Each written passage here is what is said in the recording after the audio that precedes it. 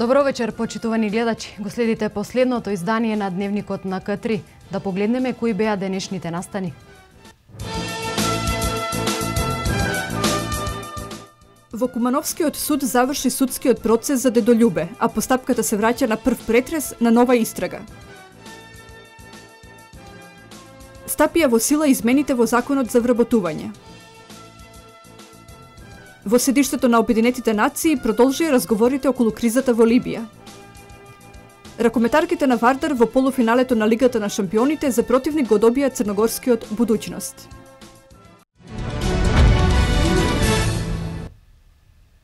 Кривичниот совет на Основниот суд Куманово денеска донесе одлука. Случајот на 75-годишниот Љубомир Митев од Кратовско и Којково или во јавноста познат како Дедолюбе да се врати во фаза на истрага. Ова претходно го побарало одбраната на старецот кој пред 2 години во семејната куќа убил еден разбойник и го ранил неговиот соучесник. Случајот за Дедолюбе се враќа во фаза на истрага. Оваа одлука денеска ја донесе Кривичниот совет на Основен суд Куманово. Претходно правните застапници на Дедолюбе побарале да се дополни истрагата. Тие информираа дека на тој начин правилно и целосно ќе се отслика фактичката состојба што се случувало кобниот ден пред 2 години, кога старецот убил еден разбойник, а неговиот соучесник го ранил со ловечка пушка. Одбраната сметаше дека во дел на истрагата постојат уште битни и решителни факти кои треба да се утврдат, а од кои зависи самото обвинение и неговото подигнување, вклучувајќи ја тука и правната квалификација. Овој предлог беше внимателно разгледан од страна на постоечкиот кривичен совет, усвоен и постапката не може да продолжи понатаму и ќе се врати во повторно во фаза на истрага. Одбраната на Дедолюбе додаде дека во истражната постапка активно ќе делува, ќе предлага факти и докази, ќе предлага вешти наоди, материјални и писмени докази, сведоци и стручни лица. Георгиевски објасни дека на тој начин судот ќе дојде до своја материјална вистина и ќе донесе правилна и законита пресуда. Веруваме во институциите на системот, имаме целосна доверба во судскиот систем на Република Македонија. Ве уверувам дека Основното јавно обвинителство во Куманово внимателно го разгледува секој предлог на одбраната, значи ги утврдува решителните факти кои одат и во корист на Дедолюбе. Со скандирање и прегратки 20 на граѓани го пречекаа Дедолюбе пред Кумановскиот суд. Неговите поддржувачи побараа следното рочиште да биде јавно, да може да присуствуваат и граѓаните. Дедолюбе верува дека ќе ја добие правната битка. По мои години јас сметам дека правдата ќе победи. Судот ќе си го најде вистината, тој ќе најде све. Тоа е затоа судија. Па поготово ќе речем, јас сам сигурен у правдата. 75-годишниот Љубомир Митев во Кумановскиот суд се товари за 3 кривични дела: убиство во миг, обид за убиство и неовластено држење оружје. Инаку 27 февруари пред 2 години, според кажувањата на Митев, во семејната куќа во Којково насилно влегле двајца натрапници, кои ѕверски ги измачувале двајцата сопружници и им барале пари. Бранејќи го имотот и бабичката, Љубомир со ловечката пушка го убил Златанов, а го ранил Иванов кој сега одлежува затворска казна. Иванов минатата недела негираше дека лично го тепал Дедолюбе и ќе барал одштета од него. Според него, Златанов ги тепал сопружниците, а двајцата претходно отишле во Којково за да бараат пари што наводно им должел старецот за продадена пушка. Знаењето и позитивните искуства од Европа можеме да ги искористиме и 290 сончеви денови во годината, да ги претвориме во бесплатна енергија во нашите домови. Додека на Запад се користи секој вид на обновлив извор, кај нас е потребно подигање на свеста за бенефитите што може да ги искористиме од природата. Сончевите колектори, фотокелиите, топлотните пумпи може да заменат дури 90% електрична енергија. Повеќе од прилогот што следи. Еден сончев колектор би можел во целост да ја замени електричната енергија потрошена за грејење вода. Македонија со своите 290 сончеви денови со право го носи епитетот земја на сонцето, бесплатен извор, дар од природата, кој може да се искористи како алтернативен извор на енергија. Во Европската Унија покрај сонцето во недостиг на ресурси постојано се бараат нови обновливи извори со кои ќе се заштити од една, а од друга страна ќе се зачува природата. Технологијата нуди можности за искористување на природните ресурси и покрај колектори и фотоќели и преку топлотни пумпи може да се користи енергијата од почвата и подземните води. Нашата држава има предуслов за користење на овој вид енергија, велат експертите. Сам обичен климатизер и топлотна пумпа е нешто многу слично, но сепак и различно. Со што? Значи, климатизерот црпе енергијата од околината во тој процент што е значително помал за разлика од топлотната пумпа. Значи, таа го црпи оној максимум што самата природа нам ни го дава и го претвара во енергија која што ни е потребна за загревање или ладење на нашите домови. Во последно време кај граѓаните се буди свеста за користење на природните извори на енергија, особено сончевата. Корисниците кои имаат поставено сончеви колектори велат дека сонцето може да замени до 90% друг вид на енергија и при тоа да заштеди добра сума пари од домашниот буџет. Можам да кажам 9 месеци годишно не опуштаме бойлерот. Еве сега од овие што беа сончеви денови за Великден, до 99 степени одише водата. Топлината на водата. Искуството е добро, имам чуено, имат луѓе направено. Тука по Куманово баш, добро искуство е. Се штеди ли? Поготово се штеди, поготово со пумпи они што се од подземна вода. Имавме ние едно време, па сега после тоа не го инсталиравме повторно и би секако дека би. Па сега не се сеќавам на точно, ама се штеди у секој случај. А Македонија нели важи за сончева земја, така да се исплати у секој случај. Инвестицијата за инсталирање на системот бара средства кои не се својствени за нашиот буџет, но сепак треба да се размислува долгорочно. Информираат упатените и додаваат дека кога ќе се искалкулира подобро дадените пари, се малку во однос на парите дадени преку цела година за грејење и ладење на дрва и струја. Како основа ние културата на живење треба да ја сведеме на некое повисоко ниво за да направиме еден темел на кој што ќе можеме ние најдобрите техники да ги примениме кај нас. Значи, темелот е многу битен. Европските искуства покажуваат дека сонцето целосно може да ја замени електричната енергија. За ова пример е Германија, каде што има така наречени соларни градови, затоа што црпат енергија од сончевите зраци преку умните панели, кои што постојано се насочени во правец на сонцето.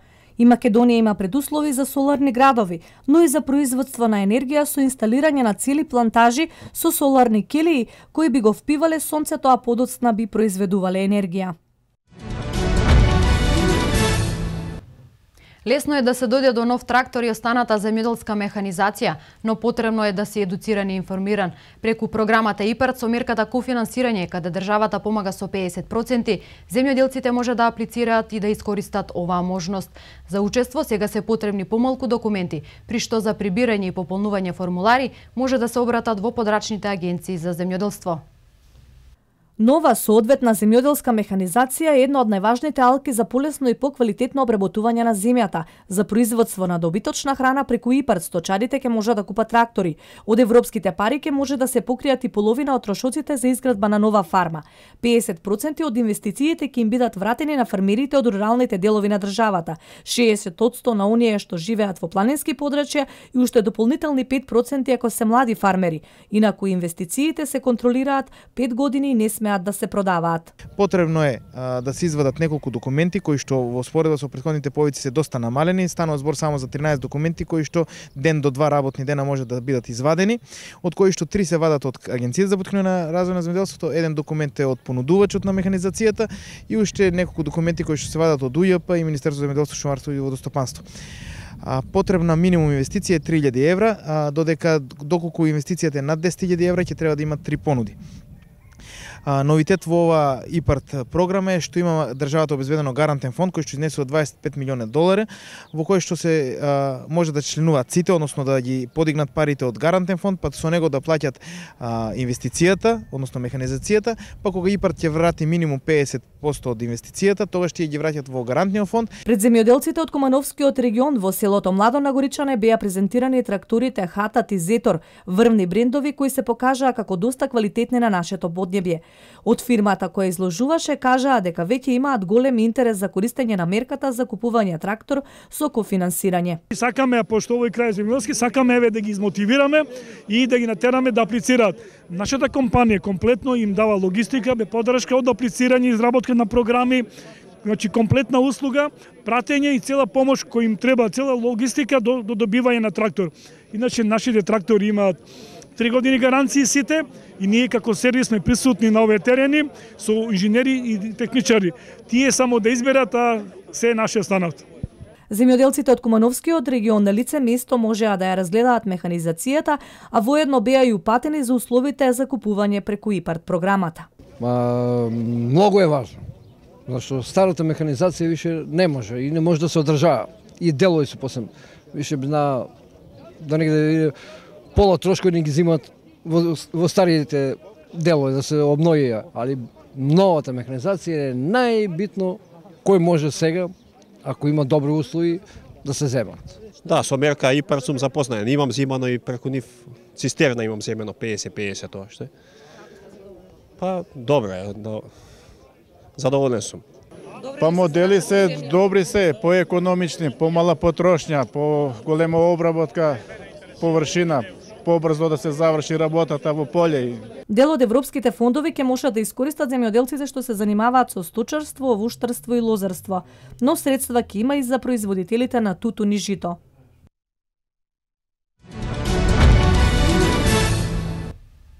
Измените во Законот за вработување и осигурување во случај на невработеност веќе се објавени во Службен весник, а со тоа и официјално стапија во сила. Со мерките опфатени се повеќе категории на граѓани од повеќе возрасти. Околу 150.000 лица ги исполнуваат условите за искористување на пакетот мерки за вработување, а за една година се очекува 20.000 лица да бидат вработени.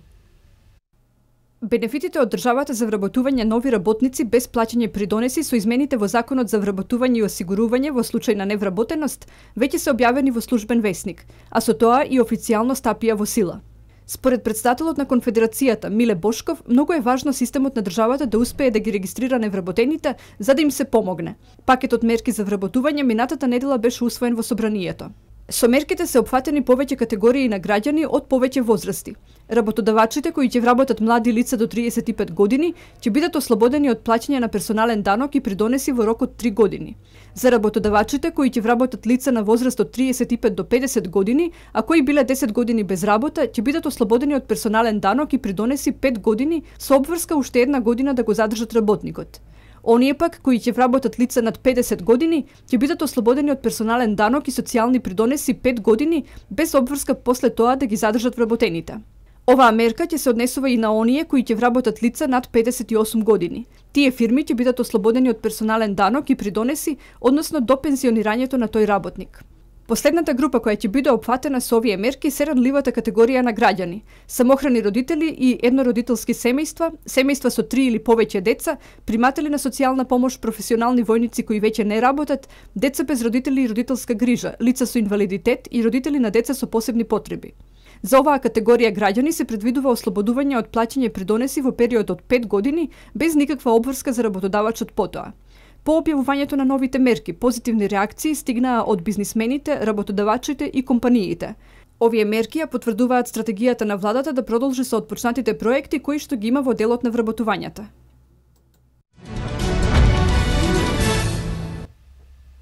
На 43-та седница на Собранието на дневен ред помеѓу разгледувањето на годишните извештаи и ратификациите на меѓународни договори ќе се најде и предлог одлуката за именување членови на Државната комисија за спречување корупција. Собранието на Република Македонија денеска треба да ја одржи 43-та седница на чиј дневен ред се повеќе ратификации, годишни извештаи и финансиски планови. Нова седница и предлог одлуката за именување членови на Државната комисија за спречување на корупцијата.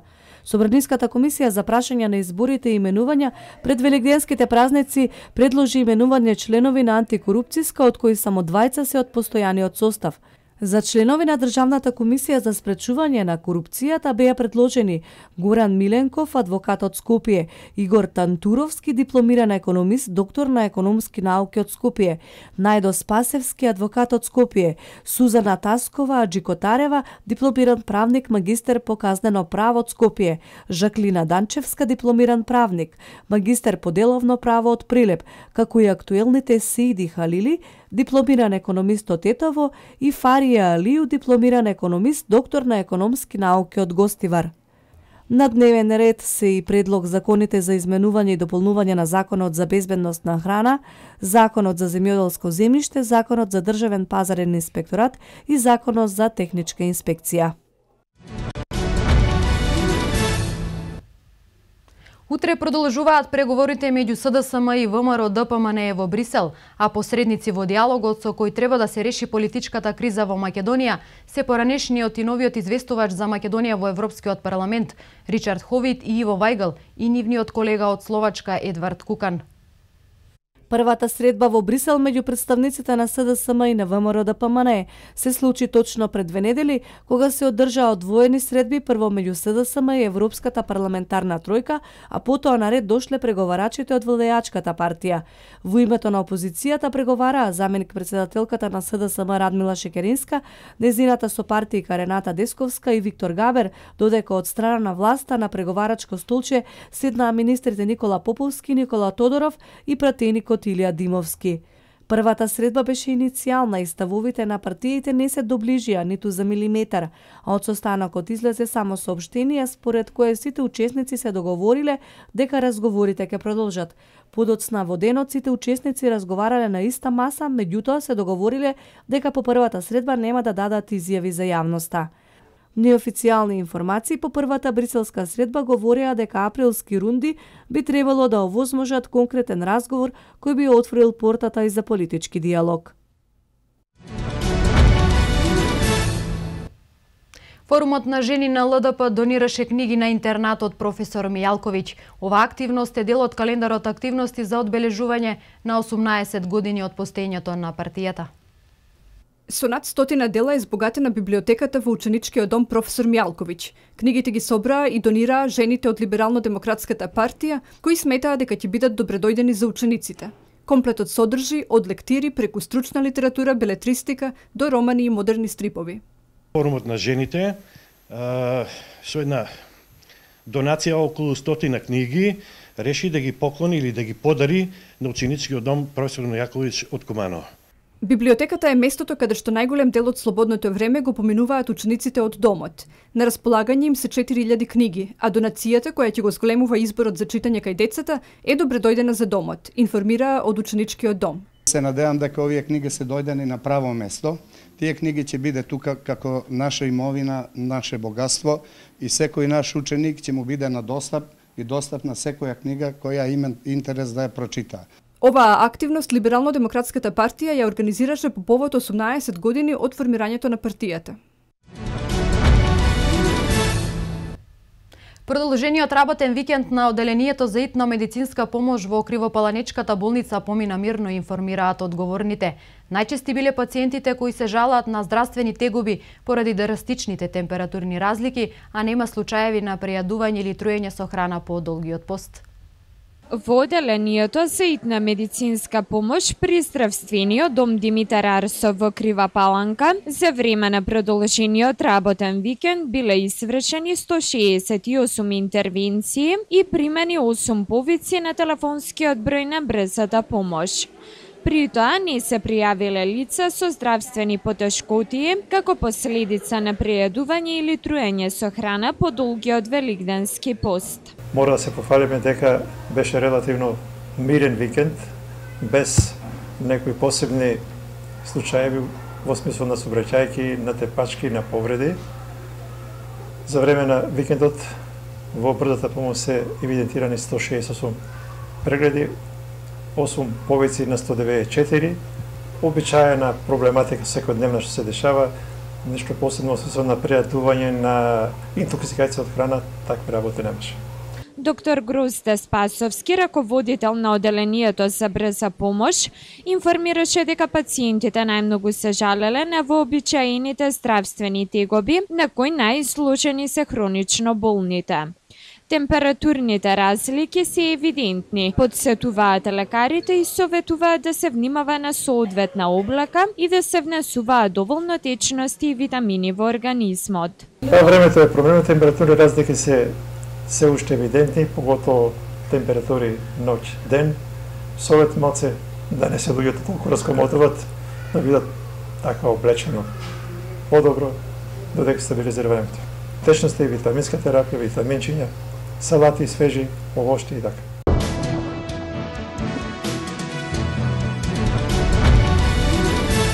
Во вестите од светот за денеска издвоивме шефовите на дипломатиите на Германија, Украина, Франција и Русија по тешки преговори се договорија за повлекување на тешкото оружје од источна Украина. Во седиштето на Обединетите нации продолжија разговорите околу кризата во Либија. Во Германија почина најпознатиот германски нобеловец Гинтер Грас.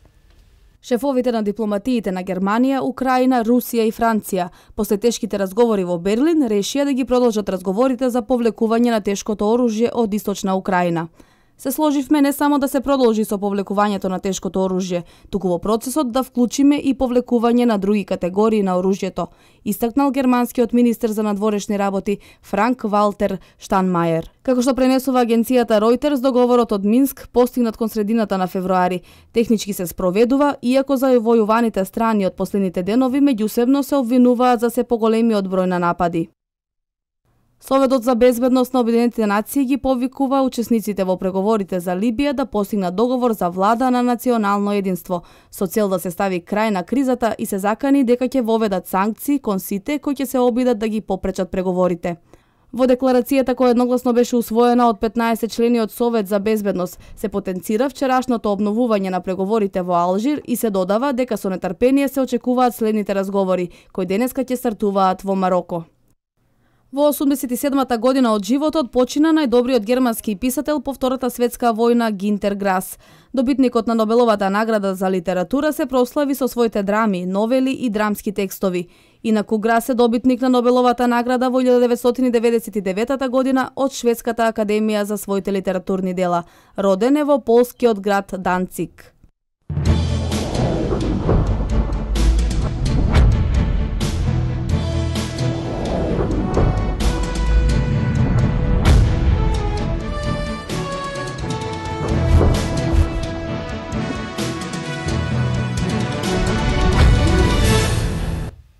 Пинпонгарите на Куманово продолжуваат со одличните резултати на домашната сцена. На новите успеси на државното првенство во Штип, каде беа освоени неколку медали, го потврди огромниот потенцијал на екипата. Пинпонгарите на Куманово, благодарејќи на одличните резултати во последните години, се покажа како една од најуспешните екипи во Куманово. Најновите успеси во Штип докажа дека екипата има голема перспектива, но потребна е поголема поддршка во неколку сегменти. Господин Трендафиловски, повторно ни предявите голема радост. Пинпонгарките на Куманово продолжуваат со серијата одлични резултати. Конкретно што направите во изминатиот викенд? Па видите, во недела во Штип се одржа 23-то државно поединечно првенство за младинци. Мојата екипа составена од 3 пинпонгара, 2 пинпонгарки и 1 пинпонгар, покажа за мене забележителни резултати. Освоен е сребрен медал, односно титулата вице-шампиони во игра на двојки за младинки. Тоа се Ива Димитриевска и Андреја Стојменовска. Еве, со оглед на тоа дека постигнувате во континуитет одлични резултати, барем се јави ли некој да ви помогне? Еве. Слушај, јас години зборам дека треба помош на овој клуб, на оваа млада екипа, се раѓаат нови таленти, доаѓаме до некои завидни резултати, но поради тешката материјална ситуација и самите деца, а нивните родители не можат, кога дојдеме до некое завидно ниво, да мораме да појдеме надвор од Република Македонија, или се откажуваат, или остануваме на некое тоа завидно ниво. И повторно по кој знае кој пат, Трендафиловски апелира за помош на пинпонгарскиот клуб Куманово, за да може нормално да работи. Постигнатите резултати на оваа екипа не смее да не остават глуви за апелта за помош, која не е голема, но сепак е значајна.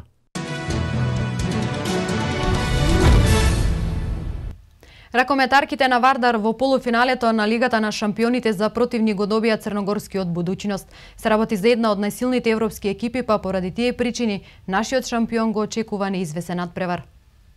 Ракометарките на Вардар повторно намегна на црногорскиот шампион Будуќност во полуфиналето од Лигата на шампиони. Жребката беше сурова и Вардарки го добија најнепосекуваниот противник. Но без разлика на се, избраничките на Кастратовиќ ќе дадат се од себе да го постигнат најголемиот клубски успех. Какви се шансите на Вардар во овој напревар, побаравме мислење од нашиот познат репрезентативец Ванчо Димевски. Тоа се однесува до надпреварот. Мислам дека Вардар го доби најтешкиот противник за нив, значи не сум сега тука толку запознат со квалитетот на Ларвик. И тоа сите кажуваат дека е доста квалитетен тим, но Будуќност е убедливо најтешката екипа за Вардар во овој момент. Мислам дека е Будуќност екипа која воопшто не му лежи на тимот на Вардар. Тоа се покажа и во надпреварите во групната фаза кои ги одигра.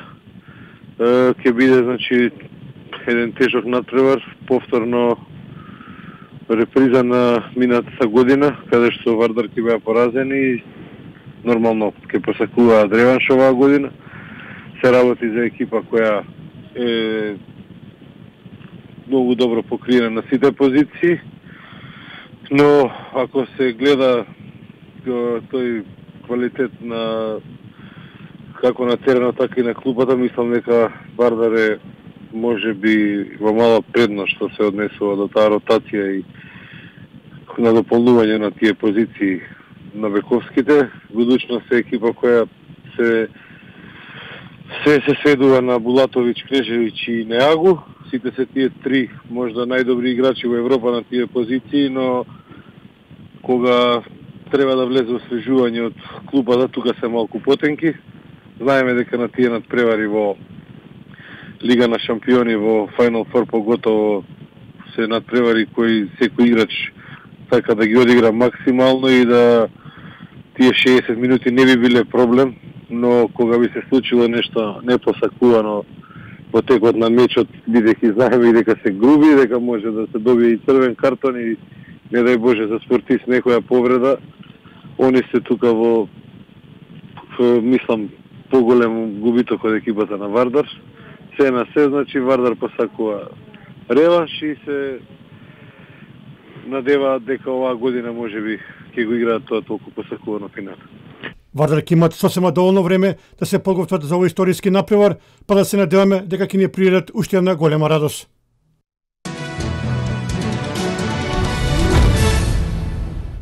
Од меѓународната сцена за денеска издвоивме. Вечерва со надпреварите Јувентус Монако и Атлетико Мадрид Реал Мадрид ќе стартува нокаут фазата од Лигата на шампиони во фудбал. Престолнината на Франција ќе се кандидира за домаќин на летните олимписки игри во 2024 година. Вечерва стартува решавачката четвртфинална рунда од Лигата на шампиони во фудбал. На програмата се два напревари Атлетико Мадрид Реал Мадрид и Јувентус Монако. Во првиот меч на градските ривали, Реал има негативна серија од 4 напревари без победа. Во екипата на Диего Симеоне се враќа суспендираните години Тиаго, додека неизвесен е настапот на Манџукиќ, кој има повреда на зглобот. Екипата на Реал нема персонални проблеми, па Анчелоти по полого време на располагање ќе ги има најспремните. И вториот напревар помеѓу Јувентус и Монако најавува голема неизвестност со оглед на фактот што и двете екипи имаат одлична серија на резултати. Монако е без пораз на 8, а Јувентус дури на 11 мечеви. Главниот град на Франција, Париз, планира да се вклучи во трката за кандидат на Олимписките игри во 2024 година. Ова вест ја потврди градоначалникот на Париз, Ана Хидалго, кој додаде дека во најскоро време ќе биде поднесена кандидатурата. Париз досега 3 пати неуспешно се обидуваше да ја добие Олимпијадата.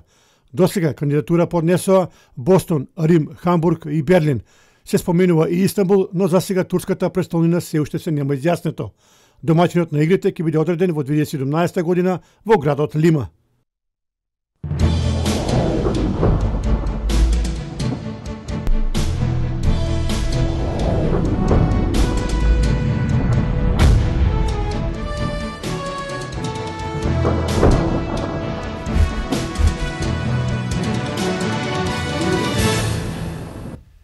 Да погледнеме каква е временската прогноза метео за североистокот.